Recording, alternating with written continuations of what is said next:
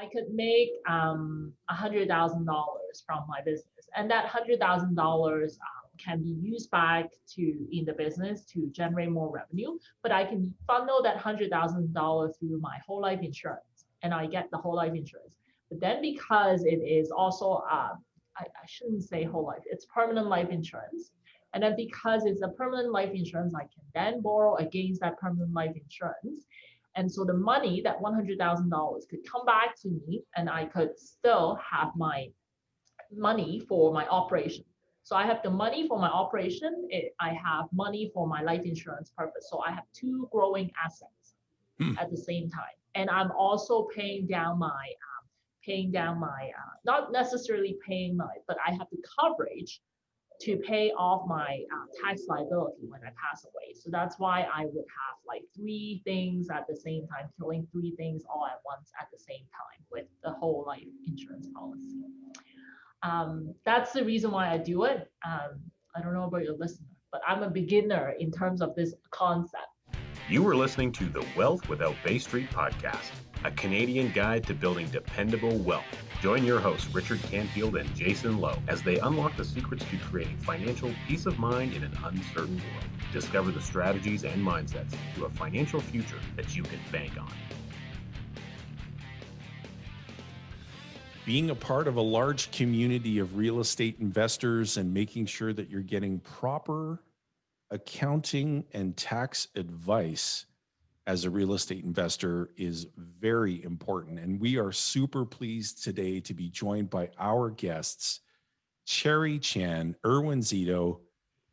Welcome to Wealth Without Bay Street. We're so excited to have you. And I want to share real quickly. So Cherry and I were introduced from a mutual acquaintance here several weeks ago, and it's since blossomed into just a wonderful relationship that is going to grow and be abundant over the years. And so I'm super excited that Cherry is with us today.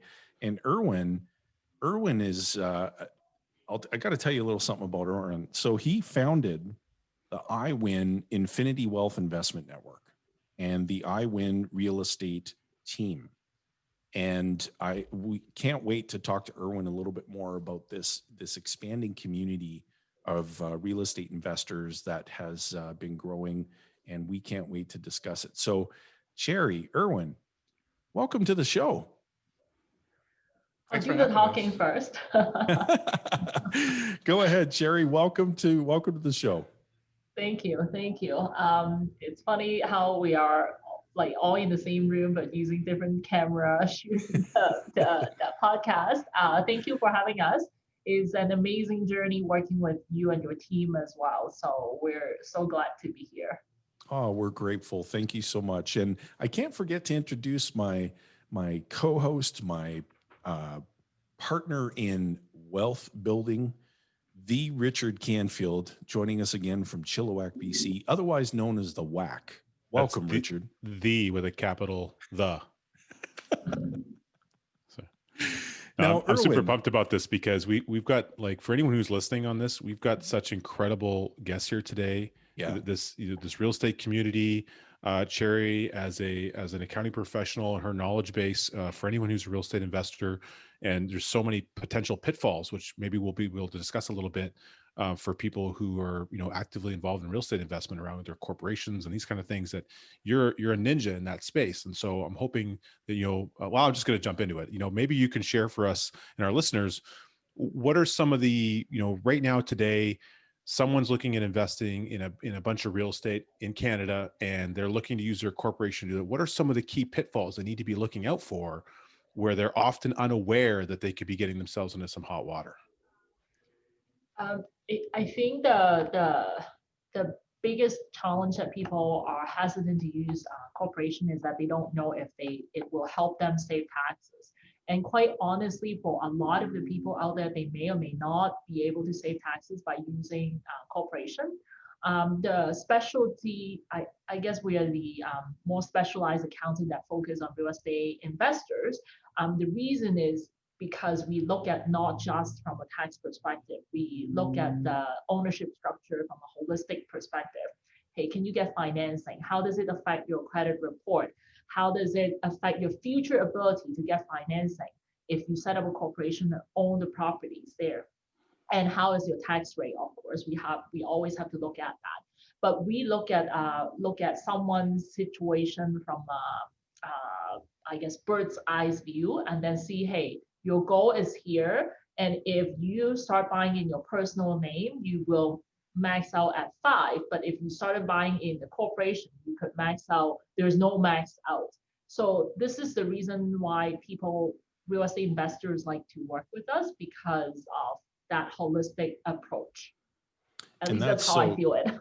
Yeah, and Rich, I think you would agree too. I mean, it's so important to work with a specialist, especially if you're planning to create, a large or rather large portfolio of real estate. It's important early on to get the right advice, and Cherry is the right person with the right team of specialists who can help you with that advice. Being a CPA, chartered accountant, and with a laser focus on real estate investment, then we would wholeheartedly recommend Cherry and her team, to listeners who are seeking that specialization in advice. One thing that you said too, Cherry, that really resonated with me, as someone who has a number of real estate, investor clients, and everyone's starting in the real estate game. They're at different phases. Maybe you're on your 10th door, maybe you're at your 30th door, maybe you're just starting with your first one, and you have to go through all these experiences along the way. The plug toilets and all the 3 T's of owning real estate and stuff like that. But ultimately, what you identified is that it's not necessarily always about tax savings why you might want to have that corporation. There's fundamentally other reasons why it may make sense for you or not make sense for you, depending on what your goals are, what your objectives are. So your viewpoint, that bird's eye viewpoint, I call it helicopter view. We're going to get in our helicopter and fly way up there and look down at everything, is very similar to how Jayson and I and our team look at someone around incorporating the process of becoming your own banker. And it's like, what are these objectives? What do these goals look like? And so I really appreciate you saying that. And I would imagine that that's extremely well received by the clients that you work with. Oh yeah, absolutely. We help them structure so that they can potentially buy 10 properties or even 20 properties down the road, right? Not necessarily just the immediate 2 or 3. And sometimes you run into conflicts with other people that it could be, for example, like they may not like to work with us, the mortgage brokers, because we tell them set up the corporations, and it's not exactly easy to buy properties directly under the corporation's name. But this is for the client's best interest, and we just express what we learn and go from there. Thank you for that, Cherry. And what comes to mind for me is it's important that when a person is implementing this, that they don't feel like a lone ranger. And I think that's where strength and community comes in. And so, Erwin, would you mind sharing with our listeners the community that's been created and what the advantages are for people to be a part of this growing community? So I'm actually part of many communities. So talk to us about the one that you founded. I don't even know what to call my community, because, for example, my outer reach would be maybe my email list or my podcast, and then I have some smaller reaches like within my own clientele. Okay. And I have a stock hacker community as well. So we have several communities that I'm part of. I'm part of EO as well, Entrepreneurs Organization, Cherries as well. So we're both 7-figure entrepreneurs. We're each individually 7-figure entrepreneurs, US as well. So I'm part of that community as well. So I'm a part of many communities. I'm a part of a really high level real estate mastermind as well. And that's actually where I learned about, whole life insurance. Wow. Yeah. And what would you say to listeners are some of the advantages that you find in being a part of a community? So from someone who helps people build wealth, what I find is that many people are uncomfortable with subjects they're not familiar with. If you look at the other side of what people are comfortable with what they think is building wealth or investing, for example, is mutual funds, right? Because everyone does it. Right. Because the bank tells them to do it, right? And the person, they know what the bank is telling them, I'm your financial planner, you should do in this. And then when you're at work, and people at their jobs, and I was no different when I worked for a big corporate company, our company plan was to invest in mutual funds. So everyone, hundreds of you folks are all investing in mutual funds. So that's comfortable for people, Right. right? So that's the norm, right? And I'll give you an example of one of our clients. He's now 26, but when he was 24, when he first met us, he faced significant resistance from his parents to invest in investment property. His parents are both teachers, very comfortable. They've done really well for themselves. You know, the house is probably paid off, 2 pensions because they're both retired. They're both teachers, right? So significant adversity with his parents. He went out and did it anyways. It was really weird because we had one of those heart-to-heart talks on a late at night. It was really weird because he was asking me for advice. And I was like, man, this is like Rich Dad, Poor Dad. I'm your rich dad. Anyways, I like that. But thanks to the pandemic, his parents were stuck at home. And so and you can't go anywhere. So what they befriended their neighbor who's also stuck at home. So they're making conversation over the fence. And what they found out was that their neighbor owned 15 commercial properties. So this real estate thing is kind of normal then. Oh, you've done really well at it, eh? So people do this? And then all these buildings that are around me, someone actually owns them? Someone owns those? You Wow. can make money in this? And so what happened is my client, who's now 26, his now joint venture partners are his parents. They used to be they used to be against this idea. Now they're putting money into his next deal. Right? Wow. They've That's already bought story. it. So, yes, 26 years old, already has now 3 duplexes. Right? Awesome. And then the third one doesn't have his own money in it. So Wow. but like you said, community, when people realize that this is normal, then you you feel more comfortable doing investments. And for example, with whole life, like I think Richard said it, how you have lots of clients in real estate. Like if I wasn't around people way richer than I am, I don't even consider ourselves rich, but all these people who are a bit older than me have a lot more property than me, and they're doing whole life insurance, and like, oh, so this is what I should be doing? Okay, let's dig into it. Right. Right. And I think that's the first time I told Cherry about it. That's the first time I knew about it. Wow, that's such a great story. And it's always interesting to know how your journey leads you to the people that can help you and can provide you with advice and help expose you to things that you didn't know before. And so that, I think, would be a great segue into maybe share with listeners your own journey with real estate investing and how life is different now that you've been involved in this process for some time. Since you kicked that corporate job to the curb. Yeah. Right? So with the end in mind, Cherry and I currently own 10 properties. We are with not a very high loan value, so that's pretty nice. And it started when I was close to 25. I graduated from business school, and I don't think they spent enough time on investments. And also, I graduated right when the .com bubble burst. My final year was the year of 9/11. Oh, so the boy. job market was just horrific, just like it is probably this year. Yeah. You went to business school to get a job, and then when there was no jobs, so I was underpaid. I don't know. I don't think I knew that much anyways when I was 22 years old. So I remember being at my first job and opening up my pay stub and seeing like there's no money here. I can barely afford my car. I live at home. I have a girlfriend. Like I can't afford anything.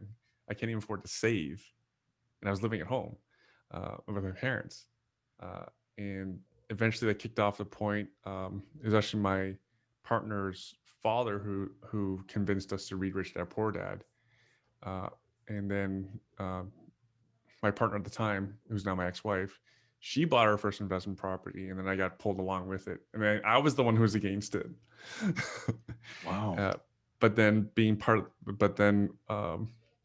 and then 2007 rolled around, massive financial crisis. Like my stocks got destroyed.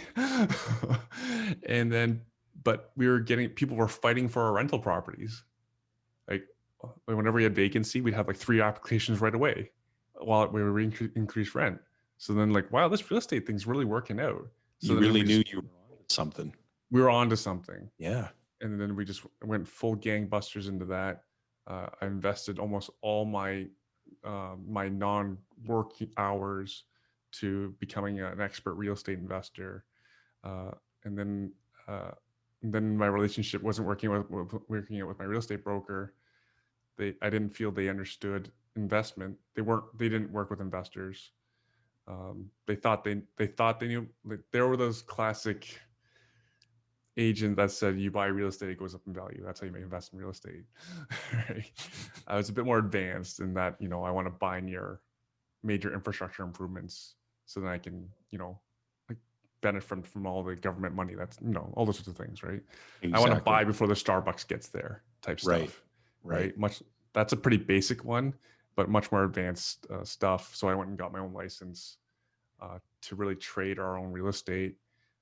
And then my friends noticed what I was doing. My real estate friends would notice what I was doing. And then I've always wanted to help people. And my business model was pretty simple. Help people have what I have. Right. Oh, wow. I like that. That sounds kind of similar, AJ.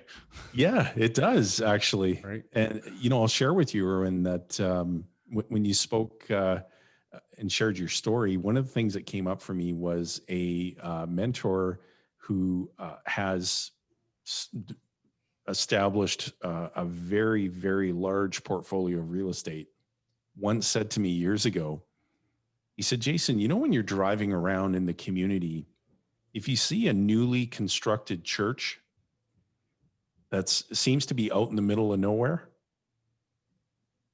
give it time. It's going to be surrounded by a suburb community. And when you start investigating it in that area, you start to see, there are plans to construct condos, to construct townhome style units, to construct single family homes and so on. And sure enough, you just see over the course of time, especially out west here in the city of Edmonton, it just blossomed. And I'll never forget him saying that. And anytime I would drive by this newly constructed church in an area where it was like, why are they building this here? Boom, that advice would come back. And so thank you for sharing your story. That was great. The church knew where things were going before anybody else. Yeah. Yeah, exactly. And so, Cherry, being that you've had some exposure to the process of becoming your own banker, the infinite banking concept, could you maybe share with our listeners what compelled you to embrace this process? So one of the biggest thing is that we recently just purchased, right before COVID hit, we purchased an office space for our own businesses. So Erwin and I share this 4,400 square feet office. And of course, it comes with a huge mortgage. We're all into building equity using other people's money. So we got a huge mortgage on our office space. And then all of a sudden I realized, hey, like whatever insurance coverage that we have is probably not enough to cover that debt if anything happens to either me or Erwin. Like, I don't know if either one of us would be able to carry the mortgage on our own. Mm-hmm. So that triggers the point to, hey, like maybe we need to revisit the possibility of getting bigger insurance. Now, I've always, Erwin mentioned to me before about the infinite banking concept before.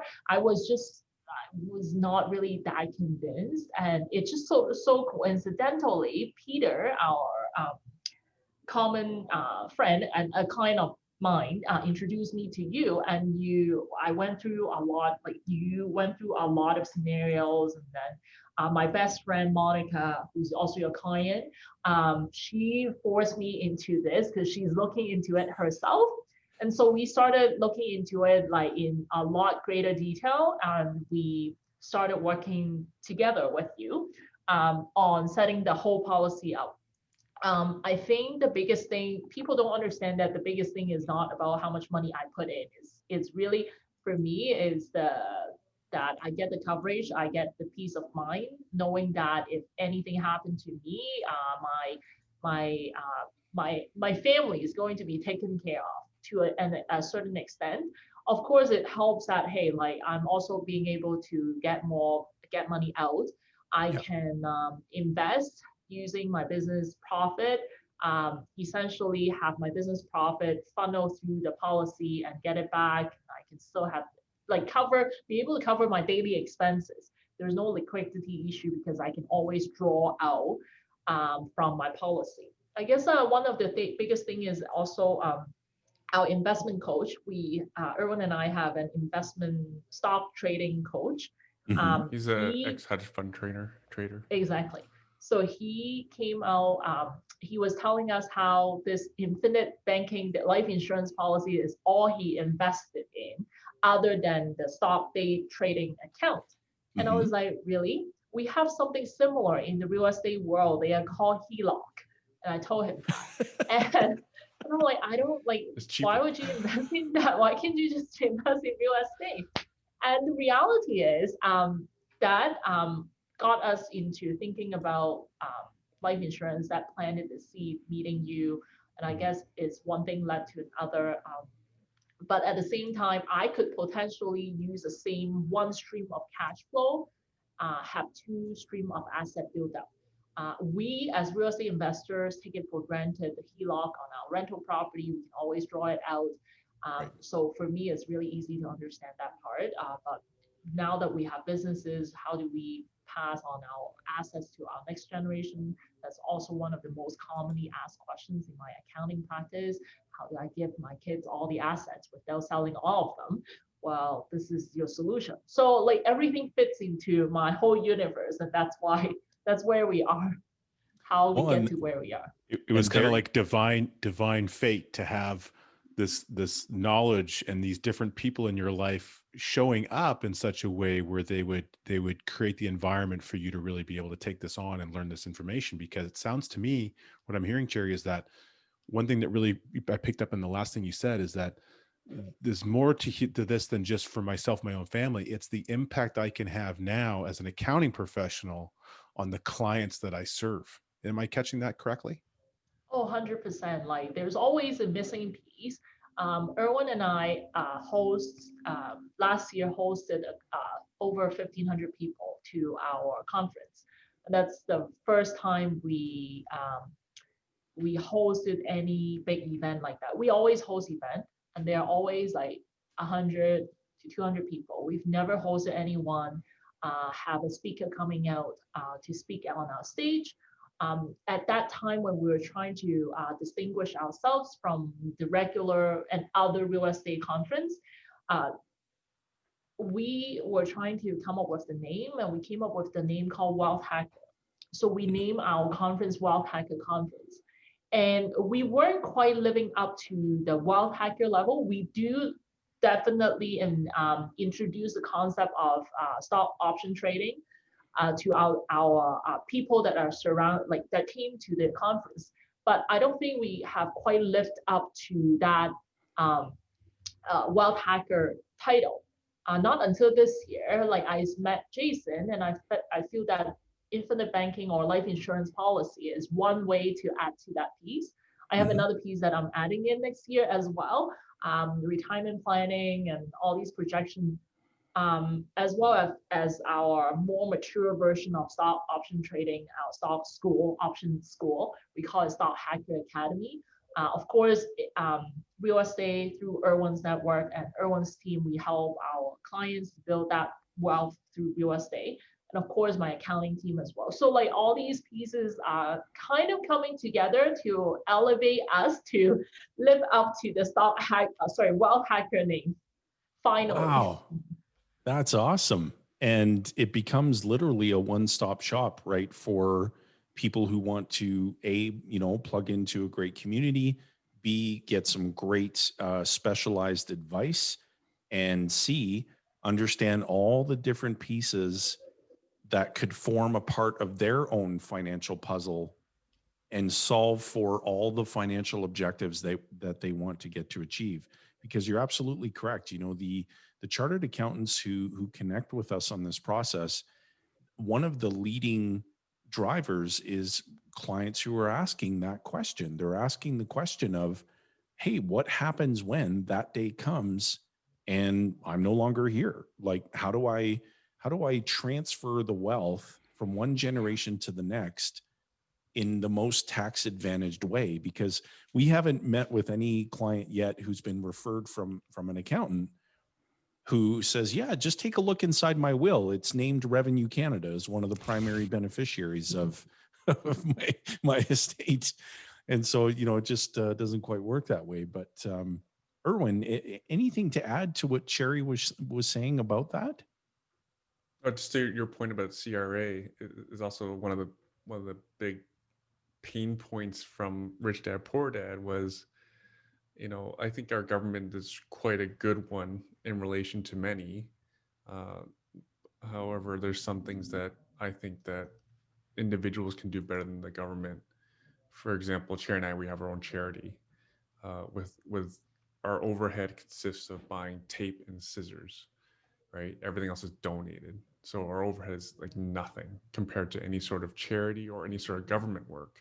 Right. So we believe that we can do better for the world in our community through our charity and our own efforts than by giving it to the government. Wow. So I'm just a pragmatist, and I love to optimize things. Right. Right. Well, that's why you see us doing a whole life, for example. It's like it's a gap that we didn't know we had. And that's the other thing as well. Like that's part of the benefit of being in a community is you don't know your gaps. You have blinders. You don't know what's in your blind spot until you have really someone who's an expert tell you. Right. Very good point. Like for example, our hedge fund coach, like he's got like, I don't know, like 7 policies or something. He's probably got a record. Right. I don't know if you see that many. See. And we've got 51. You've got 51. 51. I think he just has 7 on himself. He probably has like 4 on his son or something ridiculous like that. And then who was he taught by? Okay, sorry. Chris is 20 something. And then who was his dad? His dad was an insurance executive, right? Yeah. So how do people on the inside invest? I'm always curious. Like You're an insider. How do you invest your own money? I'm interested in that versus the person who's on the other side of the table trying to sell me something. You got it. Right? I love that. And I love to ask established entrepreneurs all the time, what are some other things that you're doing with your capital? How are you multiplying your capital? And the definition, the best definition of an entrepreneur, and Erwin, you hit the nail on the head, is someone who takes something from a lower level of productivity to a much higher level of productivity. Mm-hmm. And the world looks at us, all 4 of us as entrepreneurs, as really strange people. Like we're different. How on earth is it possible that you can do all these things? We just do it. We're the people on the other side of the fence, like your 26-year-old client there and his parents talking to the guy on the other side of the fence. And one of the things that you mentioned, you had the idea of the blinders, and I really love how you identified that, because that's something we learned from Nelson Nash as well. We don't know what we don't know. Mm-hmm. It's not until you're exposed to a new set of information that suddenly your brain fills with all this new capacity of learning about that whole segment of the world that was unaware to you before. So here you have your young clients, teacher parents with their pensions and the world that they lived in. They've gone an entire lifespan not really recognizing or understand the real estate world. Boom, COVID hits. Boom, one conversation, an entire new world and a universe of real estate investing got exposed to them that never looked at before. It was like it didn't exist. Yeah. Mm-hmm. That's the same thing we find with people incorporating and learning about the process of infinite banking. So the fact that you identified the importance of good coaching, being in a community of people so that you can have good conversations of value about something you're actually naturally interested in, and then you can learn about where your blind spots are so that you can get exposed to new resources of information. Fundamentally, I just love everything you said there. It's beautiful. It's good. This is just how we live. Like we're open-minded, white belt mentality, right? I know a bit about real estate investing, but I'm always trying to learn. There's always something I don't know, right? And we're going to try to get better. Like my black belt for BJJ, for example, Brazilian Jiu-Jitsu, I think he's been a black belt for 17 years. He's held the highest designation for 17 years. And he himself says, I think I know half. Right. That's a very humble person I do right not there. want to accidentally like rear end that guy in traffic. No, That would it not is be good. It is not fair at all. Yeah, no, Right? that would It's like not a man work out fighting a well. child. That's how we make my chiropractor a very rich man. Yeah. And Cherry- that's the thing, like never judge a book by their cover. No, definitely. Absolutely. And Cherry, I wanted to ask you a little bit about the webinar that you do. Would you mind just sharing with listeners a little bit about that? I do host a bunch of webinars. Like I mentioned earlier, we do host quite a few events during the year. Erwin's team also hosts a bunch of events. For my own accounting practice marketing, I host a bunch of events as well. We are planning to roll out a bunch of webinars next year for public to join.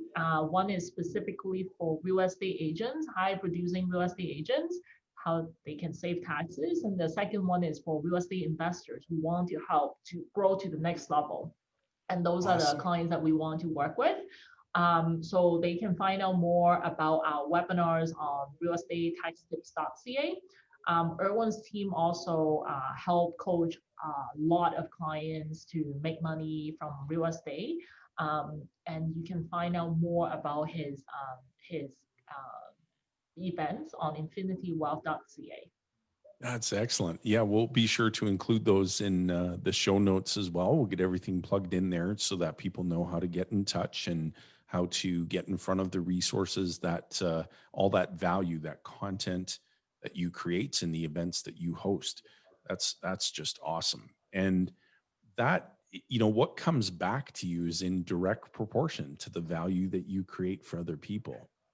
And so it sounds like you've got a lot of really good things going on in 2021. Really exciting. It is quite interesting that you and I probably share a lot of similar way in terms of marketing.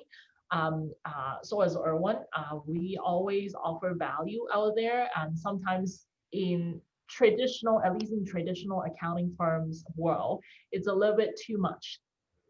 Not getting paid, offering too much free advice on the internet, and it's not getting paid. But that gets us a lot of people asking us questions, and against the door keep the phone keeps ringing because of the free content that we're providing, and I'm just forever grateful for our other mentor who introduced us to this content marketing world. Wow.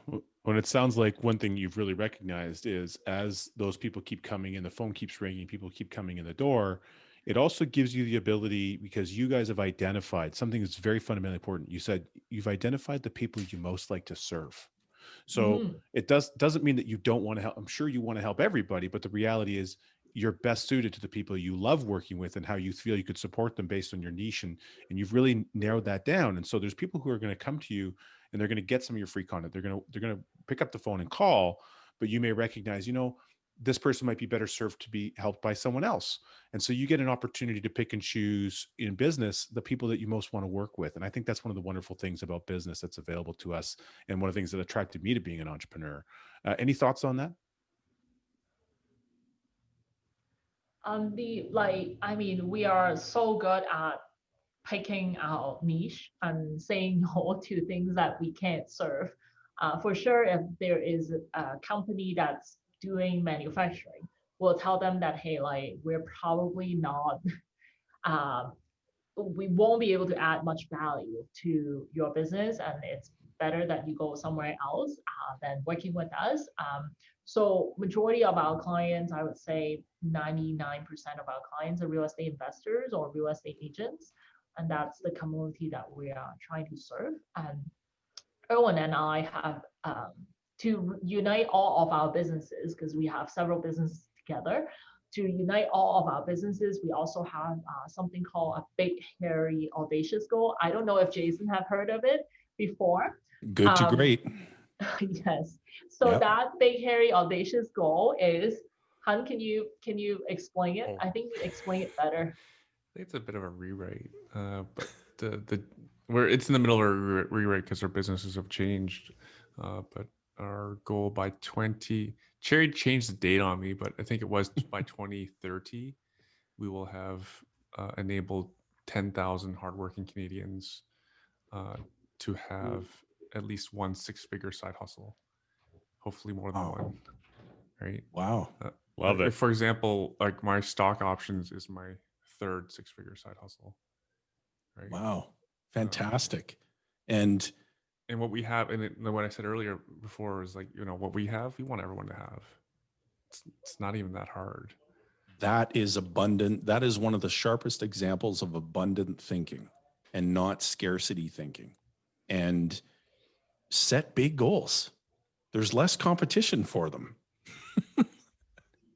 And so good for you both. We certainly, of course, we wish you well in achieving that goal. And I got goosebumps just hearing him share that. Oh, Well, and and then our other big Sounds like we hairy can help you audacious goal is support that too. Yeah.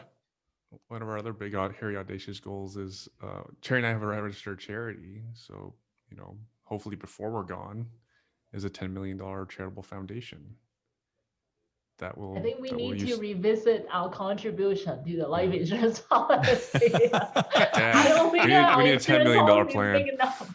I'm We need a $10 million taking plan. notes here. Well- We'll get that policy in place Monday.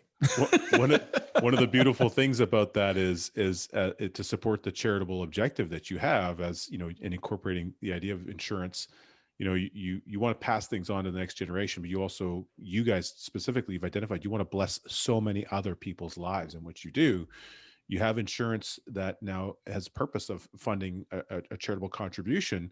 Well, if you have all this real estate and all these other things that have some capital gains and potential taxable consequences, I mean, there could be a pretty good advantage there to basically equalize who's going to get the money. In this case, you want the money to go to something that you care deeply about, and who's able to manage the money effectively, which in your example is the charity, versus perhaps the folks over at CRA who haven't necessarily demonstrated the best management skills of late on those dollars. So I think that's really amazing to identify that. And man, I'm so pumped. I'm so excited. Just wonderful. Can you speak to us a little bit more about the charity? What's the primary focus of the charity that you have, and maybe just walk our listeners through that a little bit? The first thing about the charity is that I've come to the determination. There's a really good question around charity theory, charity philosophy. Let's start with Mother Teresa. Like, there's no doubt. I don't think anyone questions that she's a saint, right? She took care of people in their darkest times. And there's Bill Gates, who many people hate, but he's written some, 8-figure checks to cure diseases in third world countries. So he saved hundreds of thousands of lives. Is he a saint? Now, don't answer the question. It's a rhetorical question. So I personally know I'm not Mother Teresa. My gifts are more around making money. It is my highest and best use to generate wealth, create wealth, to support a charity, right? And then also the gifts that we have are that we can make more money. And then the charities, the foundation, my goal for the foundation is to be able to generate 20% returns. And then that will be the annual operating budget for what the charity does. And so we've been pivoting. We've been always looking for highest and best use of the charity. We used to do a lot of food delivery, but COVID's put a stop to a lot of that. And so our most recent pivot is we've partnered with a wholesale company. So we're buying winter wear for about 200 families. Wow. Next week. So winter coats, boots, shoes, mitts, hats, mainly for kids, and then we'll do some care packages for the parents and the families. So like basic everyday items, shampoo, deodorant, underwear, right? So that's and because we're partnering with the wholesaler, we're able to do it for 20 to 30 cents on the dollar. Again, highest and best use. Not only can I think I can do this more efficiently than the government, I can do this better than retail. I don't have to shop at a big box store and pay retail. I can get it from the wholesaler who's giving me who's not even charging me the wholesale markup. Wow.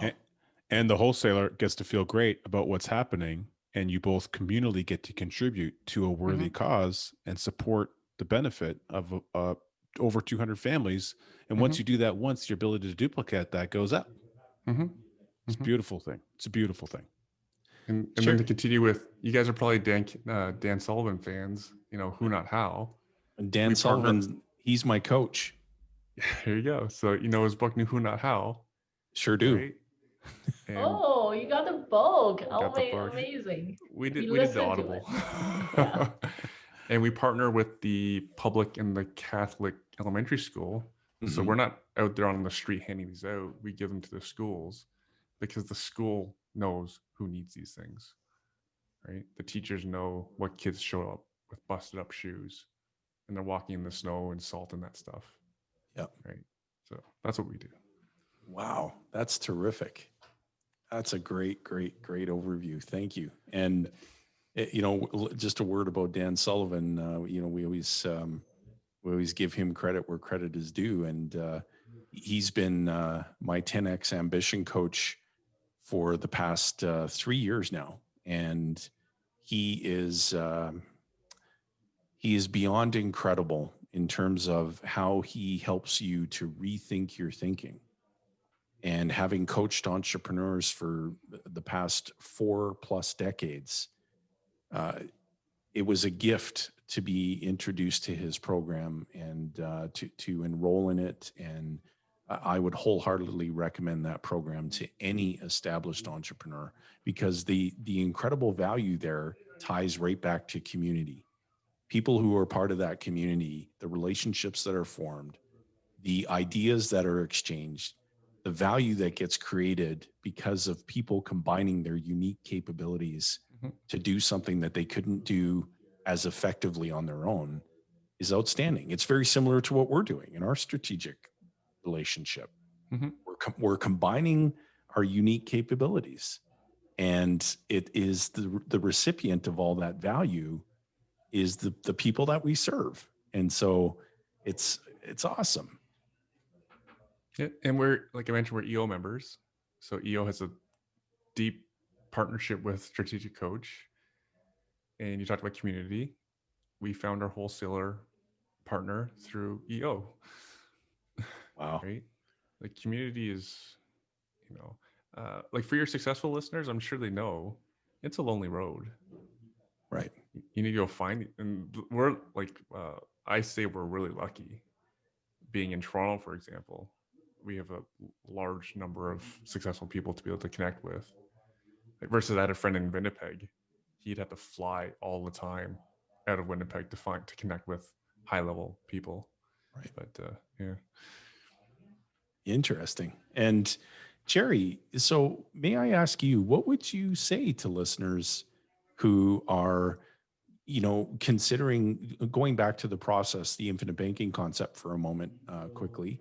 What would you say to listeners who are tuning in for the first time and they're asking, gosh, what is this infinite banking? It sounds really interesting. What would you say to those listeners?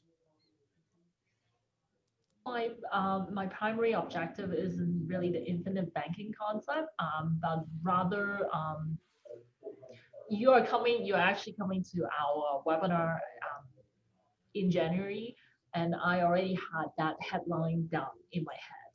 Yeah. I'm a little bit of an artist, not quite copywriter level, but I want the title to be how to kill 3 birds with 1 stone using life insurance, permanent life insurance policy. Wow. So the way I look at it is that I thought it through. I probably need a copy of this so that my copywriting team can write it down. Sure. But I could make $100,000 from my business, and that $100,000 can be used back in the business to generate more revenue. But I can funnel that $100,000 through my whole life insurance. and I get the whole life insurance. But then because it is also, I shouldn't say whole life, it's permanent life insurance. And then because it's a permanent life insurance, I can then borrow against that permanent life insurance. And so the money, that $100,000 could come back to me, and I could still have my money for my operation. So I have the money for my operation. I have money for my life insurance purpose. So I have two growing assets at the same time.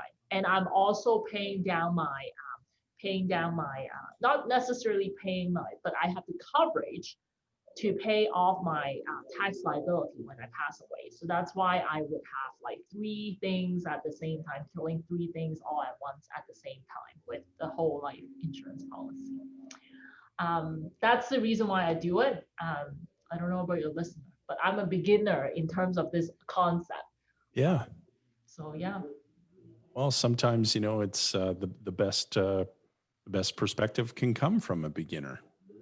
And so it's, thank you for sharing that. What I also think is really great about what you shared, Cherry, is that your perspective on it, although from, as you stated, a beginner status, it's beginner with your experience of the concept, but it's not beginner with your experience level in life and in business. Right.